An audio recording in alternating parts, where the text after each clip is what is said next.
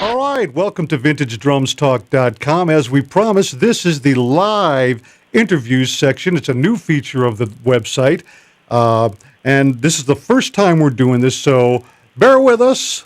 I can guarantee you it's going to be very interesting because we've got someone who's been in this business and been collecting for a long, long time, but he's just below the surface, to tell you the truth. Yeah, you may not know his name, but I'm going to let you know right now that we have with us today Mr. Mark Whitey Cooper. Say hello, Mark, to the vintage drum community.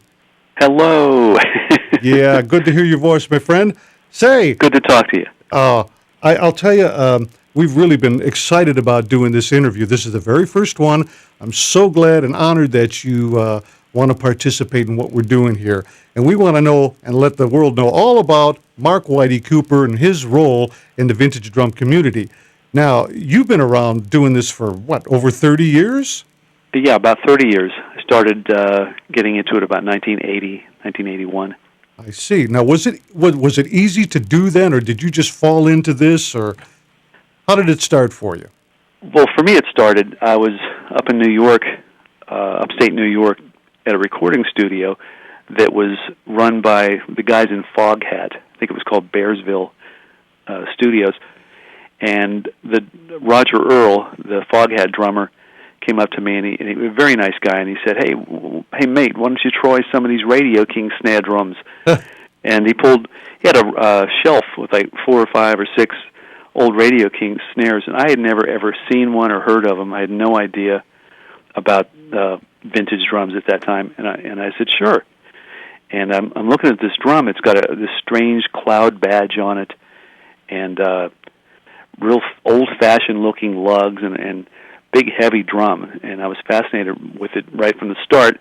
Did the recording session and loved the sound of the drum and the feel of it, and just the whole idea of playing something from the 1930s or 40s, and I was hooked ever since. Addicted, yes, hopelessly addicted to vintage drums. Now, for those that don't know Mark, really, I just met him this past year, but I had heard his name here and there, maybe attached to a photo in Not So Modern Drummer magazine or something like that, but never really like some of the big names that when you think in vintage drum terms, you'll hear, Bunny Carlos, Mike Corrado, Rob Cook, all those names. But Mark Cooper just was kind of lingering below the surface, and here's why. Mark has really been a terrific supplier of quality vintage drums. Isn't that right? From what I've seen that you've sent me, and if you could see some of these pictures that we have up on the screen right now, I'll tell you, I've got over 100 of those. He's sent me many examples of very rare drums, and we're going to talk about some of those too. But we also want to let you know that Mark has a website called CoopersVintageDrums.com, correct? And I think you should look that up because he's got some educational materials that he's just added. Mark, why don't you tell us about the new addition to your site? Sure. That's something I started about a year and a half ago. It's called the Guide to Vintage Drums. And what that is, it's really delves into the minutia of vintage drum collecting. For example, there's sections on Ludwig finishes, Slingerland strainers, Leedy lugs, Leedy hoops, all the different features on drums, and it's kind of an identification guide. And it really helps in dating a drum that you have, and I find it really useful because my memory's not all that great sometimes. So I actually refer to this time and time again when I have to think, now what year did Slingerland introduce the 3-point strainer, for example, or when did Leedy introduce this particular type of a lug? And I found it very useful for myself, and I'm hoping that a lot of drummers, a lot of collectors will find that interesting as well and helpful. I've been to that section of your site, and I know what you mean. It's very good for reference. Now, I also noticed that you have a little section there on Kent drums. Is that something that you just educated yourself on? You thought, hey, that would make an interesting piece? Well, Not too many people get into Kent, but I find that fascinating. yeah, I was hoping to raise the profile of Kent a bit when I did that. My very first drum set that I got back when I was 12 years old was this old beat-up Kent set, and it was the ugliest thing. But it was my first set, and I loved it. And there's always been I've always had a nostalgia for old Kent drums, and there's not a whole lot known about them. They were a very small company in New York, Kenmore, New York. Okay. And they made them in the 50s and 60s. Now, And did they go along with like a Montgomery Ward? You know, they had their brand, and was Kent a Sears brand? I don't think they were sold by Sears. I could be wrong about that. I've never actually seen the old Sears catalogs from that time, but I recognize Kenmore as a Sears label, and I thought possibly they were sent under that label. I'm not sure if that's the same Kenmore. There may be. I think there was a Kenmore, Washington, but I'm not. There could be. I'm not aware of it. I have all the books. You know, I'm sure you have all the Rob Cook books and all that stuff. But I have to refer to them all the time. I just forget. It's not like I store all this stuff in my brain. Some people can, and I know some people can. Yes. Let's see. In the vintage drum world, I think Carl Wenk would be someone like that who could just spout off a plethora of minutia from Slingerland. Is that his expertise? Yeah, he has a computer for a brain. I was just amazed when I got to talk to him for the first time in person last May at the Chicago Drum Show, and he is just amazing. He can rattle off exact dates, catalog, part numbers, you name it. I mean, things that aren't general knowledge, then, that you don't find in the books or the catalogs.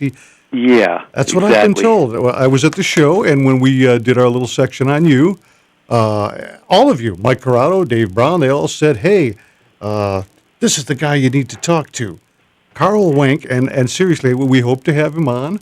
I hope he'll see what we're doing here today and decide to come out, because really, we're looking for someone like that. But for right now, we're talking about you and all the great stuff that you've done for the vintage drum community. Mainly supplying some primo drums to, some of the world's top collectors. The names that you hear, Mike Corrado and Bunny Carlos, like I've said before, those guys have primo drums, and you wonder, where do they get these? How do they find them? Well, as I understand it, you have supplied Mike with some pretty good examples of high quality vintage drums. Could you tell us about those? Yeah, sure. Recently, again, it was at the most recent Chicago vintage drum show. I met up with Mike Corrado, and I sold him a beautiful, very rare rosemarine pearl Slingerland tone flange drum. I remember that now. That was in the little segment that we did. If you guys remember, if you're watching the website of the show, Mark was on there, and we had Mike on, and these are the drums that we're talking about in that segment. So he's going to tell you about them right now. Go ahead, Mark. That drum it was hard for me to let that one go, because that really was a beautiful drum. It was about a 1929, what they call a tone flange drum, and I won't go into that right now, what that is exactly, but it was a certain model that Slingerland was making back in the late 20s, and the drum was just gorgeous. I remember seeing it. It's just, I couldn't believe it. I mean, that's right up my alley. These guys, I collect things from the 20s and 30s and some 40s, but that was right up my alley, especially being a tone flange. Again, we'll tell you about that later, you guys. And what else did you have? I had another rarity. It was a 1935 Slingerland Broadcaster. Oh, and that was a solid brass, nickel-plated solid brass drum. Also very rare. They only made the Broadcaster model for about a year and a half before it was discontinued. Well, speaking of broadcasters, I mean, you should know, because you wrote those articles in Modern Drummer, which was just out. That was in the September issue. Yes. Now, how did that come about? How did you get that? How did you get connected up with it? I mean, you decided to write an article on these broadcasters, and how did you know who to get in touch with to submit that? And well, a few months prior to that, there was an article on that drum we were just talking about, the rosemarine pearl drum. Yeah. Harry Cangany famous drum historian and writer, had done an article in Modern Drummer about that particular drum, and he interviewed me about it last summer and asked me to supply photographs of it. And when I sent them into the editor of the magazine, of Modern Drummer magazine, I just got to talking to the editor, and I said, "Hey, I've got this idea for an article on the Slingerland Broadcaster," and told him a little bit about the history behind that. And he said, "That sounds great. Would you like to write it?" And that's Great. how I got started. Fantastic. I had never written any articles before this, so I was a little bit apprehensive. But he liked the article, and they ended up publishing that in the September issue. Now, you have this article on your website, right? Yes, I did put that up on the website. On the home page, up near the top, is a link you can click on, and you can look at the article, or you can probably obtain a back issue. Terrific. Collectors, just you want to read that article. It's really interesting, and I'll tell you, he's really got an interesting way of presenting this too. It's historical, and I love it. And I believe you got some other articles in the works. Yeah, I have. I just submitted 2 recently, and they were both accepted. One was sort of a follow-up to the broadcaster article on the Slingerland Radio King snare drums, and that is supposed to appear in the March 2011 issue. Next Look March. for it. And we'll be looking for that. And the other one is on the Leedy and Ludwig knob tension drums, the notorious knob tension drums. And I'm not sure when that one's coming out, probably next summer. I'm excited about that because that's, I do own one of those, and I did a little segment, a little video segment in my general videos feature on this website. But you have some pictures, and if you just look at the screen right here, you'll see that he's got some nice pictures of the inside of that snare, and you can see how that works and how innovative the knob tension drum was.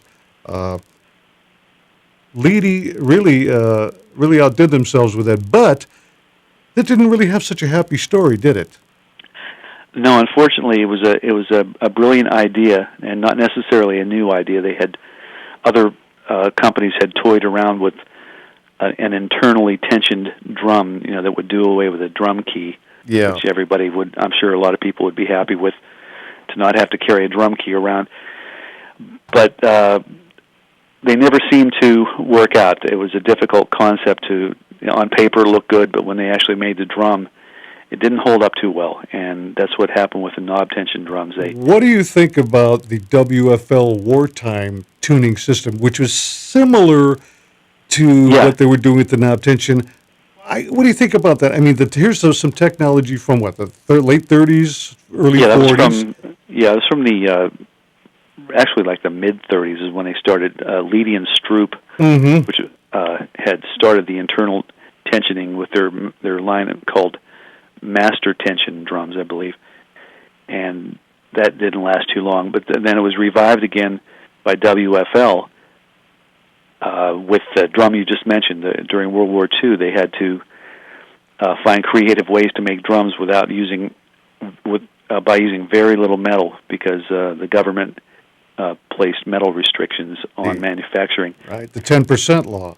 Yes, the 10% law. So WFL, along with their designer, Cecil Stroop, who was from the L&S company that I just mentioned, he was working for WFL at the time, came up with this somewhat ingenious way of tensioning a drum from the side. You had to use a key, but you would stick the key in these little holes in the side of the drum and turn it, and that activated these pieces of maple inside that pushed up against the head, and increasing or decreasing the tension.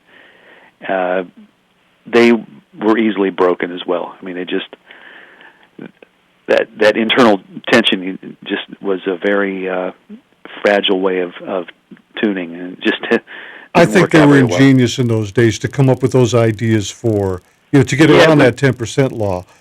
If you don't mind, I see you've sent me some pictures here, and we're going to show them up on the screen here of all the innovative drums that they made just using wood.